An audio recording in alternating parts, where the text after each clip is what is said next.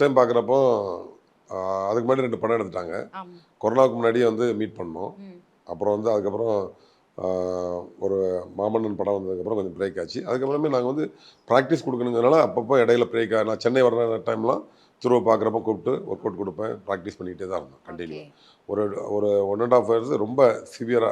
சீரியஸா பண்ண ஆரம்பிச்சிட்டோம். ஓகே. அப்போ முதல்ல சென்னையில சாய்ல வந்து ம். பிராக்டிஸ் ஸ்டார்ட் பண்ணேன். ம். அங்க வந்து பார்த்தீங்கன்னா, மார்னிங் 6:00 சொல்லுவேன். ம்.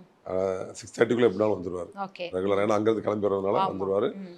2 ஹவர்ஸ் 8:30 வரைக்கும் பிராக்டிஸ் நடக்கும். ஓகே. ரொம்ப சின்சியரா பண்ணாரு. ஓகே. எந்த ஒரு அதாவது ஃபுல்லா கபடியில இன்வால்வ்மென்ட் ஆயி, ஆ. அத கபடி மேல ஒரு தீவிர அ லவர் ஆயிட்டாரு அவரு. உண்மையிலே. அவ்வளோ ஓகே. அளவுக்கு ஒர்க் அவுட் பண்ண ஆரம்பிச்சாரு. ஓகே. 10 ரவுண்ட் ஓடணும் 10 ரவுண்ட் ஓடுவாரு. 20 ரவுண்ட் ஓடும்போது 20 ரவுண்ட் ஓடுவாரு. ஒரு நாள் கூட என்ட்ட வந்து ஆ. சார் முடியலன்னு மட்டும் என்ட்ட சொன்னதே இல்ல இதுவரைக்கும். கிடையாது. அ ஓகே. அதே மட்டும் இல்ல, என்னென்ன ஸ்கில் குடுக்கணும் அவ்வளத்தையும் ஒரு தடவ இல்ல 10 தடவ சொன்னாலும் சரி, சார் முடியுமாப்பான்னு கேட்பேன். ம். இல்ல சார் அதெல்லாம் முடியும் அப்படின்ருவாரு. ஓஹோ!